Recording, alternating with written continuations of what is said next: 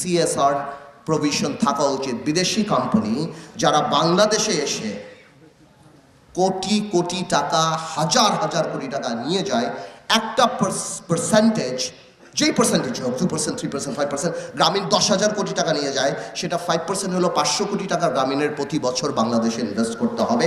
হাসপাতাল বানান, স্কুল বানান, অটিস্টিক বাচ্চাদের জন্য কিছু বানান, করেন না, আপনারা বানাতে থাকেন না, কিন্তু এই প্রভিশন থাকতে হবে যে আপনারা শুধু হাজার হাজার কোটি টাকা নিয়ে যাবেন ব্যবসার নাম করে, আর আমার দেশে কোনো কর্পোরেট সোশ্যাল রেসপন্সিবিলিটি এটা থাকবে না, তার মানে আমরা এটা মানব না। আমি চাই সংবিধানে এটা থাকবে, এবং আপনারা বড় কোম্পানি ব্যবসা করেন, ব্যবসা করে টাকা নিয়ে যান বিদেশে, অসুবিধা নাই, কিন্তু ওই টাকা যে নিয়ে যান কমপক্ষে রাবার ব্যান্ডগুলি আমাদের দেশে রেখে যান, কমপক্ষে আমরা জানি উপকৃত হই।